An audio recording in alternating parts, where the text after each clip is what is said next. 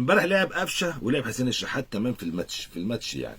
والراجل على فكره هتلاقيه بيلعبهم الشهر ده كتير. حسين الشحات هياخد عشان يدي تقييم نهائي قبل ما يرفع تقريره لاداره النادي يجدده مع الشحات ولا لا. خدوا بالكم يعني هيديله.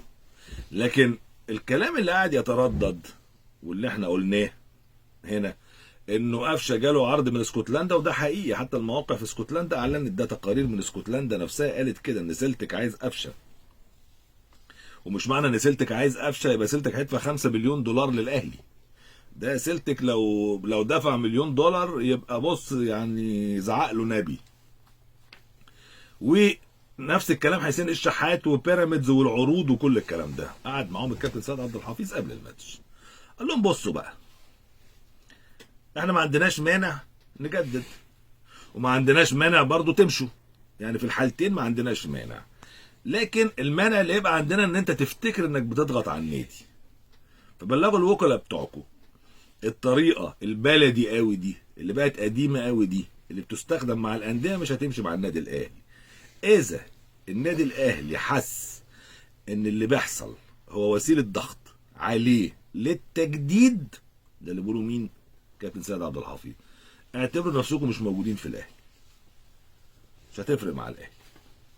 اذا حس تاني اهو انه اللي بيحصل ده هو وسيله ضغط للتجديد على النادي الاهلي، الاهلي مش هتضغط عليه.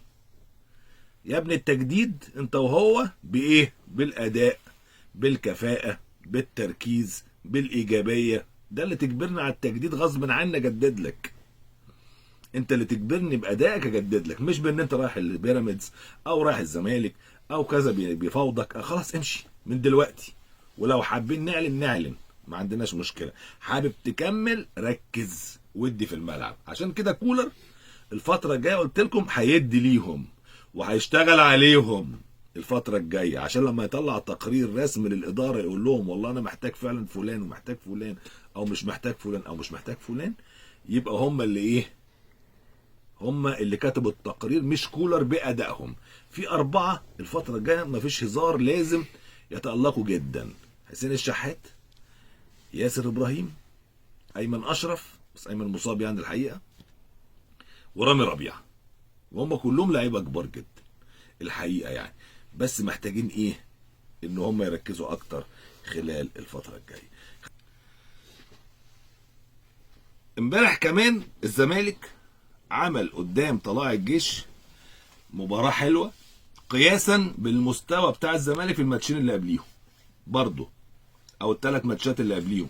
الزمالك كان قدام انبي تعادل في الدوري، وبعدين قدام المصري كسب في الكاس 1-0 بالعافيه، وبعدين تعادل قدام المصري في الدوري 0-0. فالزمالك كان مستواه متراجع. وكنا دايما بنتكلم على القرارات اللي بياخدها فيريرا، واطلقنا عليها القرارات الانضباطيه اللي بتعدل الميله في الفريق في حاجه مايله كده. تلاقي اللعيبه اول ما تتعوج فيريرا يخش ينسف العوجه دي. ازاي؟ سامسون متاخر على جنب يا حبيبي، الجزيري متاخر مش هتخش القايمه، فلان مصاب لازم يرجع جاهز 100%، مش هيتضغط عليا كذا وهكذا. القرارات دي بتدي نوع من الانضباط للفريق، حتى لو حصل ايه؟ انت خسرت نقطتين، خسرت 4، على الوقت الطويل ممكن تعوضه، وده الزمالك عمله السنتين اللي فاتوا يعني. لكن ان الفرقه تبقى منضبطه وقويه من الناحيه الانضباطيه، مش الانضباط اللي هو الاخلاق، الناس كلها اخلاقها كويسه، لكن الانضباط اللي هو تبقى ملتزم بمواعيد تدريبك، ملتزم بوزنك، ملتزم بشغلك، مركز في الملعب، بتتدرب بجديه، كل الكلام ده. فالراجل امبارح برده ما اشركش سامسون رغم انه حطه في القائمه، لكن ما اشركوش نهائيا رغم احتياجه للمهاجم، وبدا حتى الماتش بدون مهاجم، وكان في بدايه الماتش وحش، ولو طلع الجيش كان قفل الماتش كان ممكن يحرج الزمالك. لكن الكابتن محمد يوسف غير الكابتن طارق العشري غير الكابتن علاء عبد العال بيقفلوا الملعب كويس، لا هو بيحب يلعب كره هجوميه.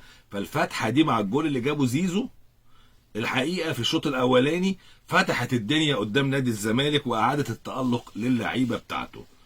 الزمالك امبارح بادئ المباراه بنيمار العائد من اصابه، ونيمار امبارح كان ايجابي جدا وفرق جدا على الطرف، وكان بيلعب من غير فيرود، يعني بيلعب في قدام باحمد زيزو وبيلعب بمصطفى شلبي. عشان كده الشوط الاولاني شفنا شويه الدنيا مش مظبوطه.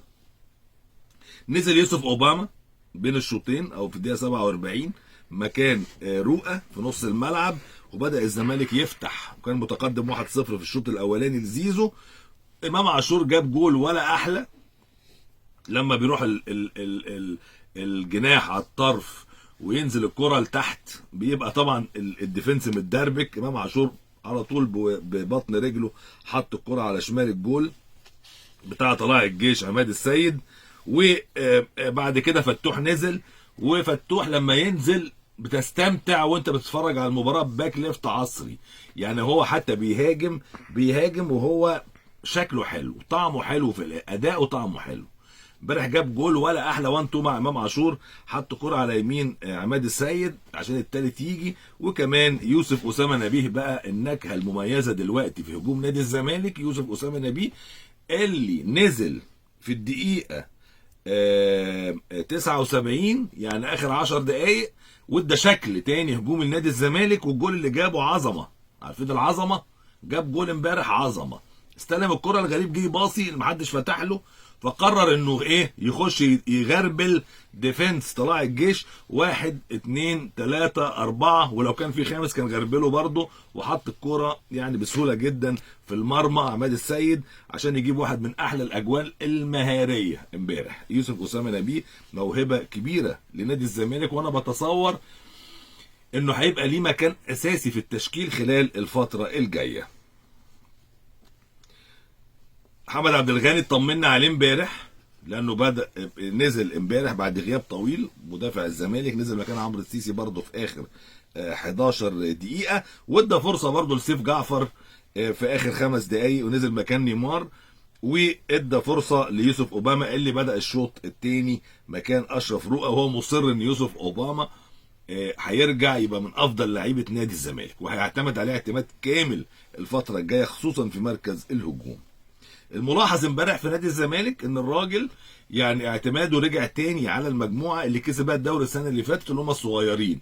يعني هتلاقي حسام عبد المجيد موجود، هتلاقي سيد نيمار موجود، هتلاقي يوسف اسامه نبيه لعب، هتلاقي سيف جعفر لعب.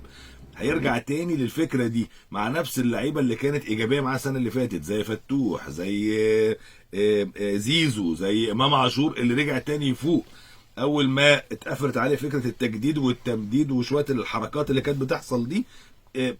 رجع تاني يفوق امام عاشور مع تألق ملحوظ الحقيقه لحمزه المسلوسي اللي كان واحد من افضل لعيبه الماتش امبارح هو وامام عاشور، عشان الزمالك يكسب ال3 نقاط ويبقى 11 نقطه خلف النادي الاهلي في المركز الثاني. فيريرا امبارح ما حضرش المؤتمر الصحفي. طب ليه فيريرا ما حضرش المؤتمر الصحفي؟ قال لك اصل انا هاجمت في مؤتمر مره الرابطه والنظام اللي شغالين بيه خصموا مني 20,000 جنيه، وده ظلم وانا ما كنتش استحق هذا الخصم. ده اداره الفريق اللي بتقول كده، يعني ده سبب ان فيريرا ما بيحضرش، فواخد موقف. طب يا فندم انت عشان 20,000 جنيه مضايقينك تقوم تغرم الزمالك كل ماتش 20,000 جنيه؟ والله يعني دي جديده دي. يعني انا واحد مثلا عليا له 50 جنيه، فكل يوم عشان ما اعديش عليه يقول لي فين ال 50 جنيه، فاخد تاكسي يلف بيا من ورا اديله 100 جنيه. لا طب اديله 50 جنيه وانجز. لا انت كل مؤتمر ما بتحضروش بتدق الغرامه 20,000. اللائحه بتقول كده. المدير الفني لما ما يحضرش المؤتمر الصحفي يدفع 20,000 جنيه. شوفوا كام ماتش فيريرا ما بيحضرش، 3 4 ماتشات في 20 ب 60، ماتش جاي 80، ماتش جاي 100 120، وانت عليك 20 اصلا. وطبعا كل دي ارقام بتسجل على النادي مش على المدرب، وبتبقى في مديونيه نادي الزمالك اللي بتتخطى ملايين بقى. ده قالوا اول الموسم انها عدت ال70 مليون. فيعني الحاجات دي لازم تحسم على طول. وبعدين يا سيدي اذا كان في زعل مع الرابطه، ده احمد دياب يعني راجل بسيط جدا. ده المدرب بتاع المحله لما مشي واتضايق راح له لغايه المحل وقعد معاه ورضاه. راجل متعاون يعني ده رضاه، مش بس رضاه، ده كمان بيقول لك ان هو قال انا رحت المحل عشان افهمه انه مش هينفع يمرن تاني في مصر لو مشي من غزل المحله، لو هو استقال يعني. طيب حد يكلم النائب احمد دياب يقول له روح لفريرا قول له يا فريرا 20,000 جنيه هتدفعهم كل ماتش، يراضيه برضه. يعني في نفس الفكره يعني. عموما فيريرا في انتظار السيد احمد دياب رئيس، وهذا نداء من هنا، السيد احمد دياب اتجه الى فيريرا. اول هي بتمشي كده.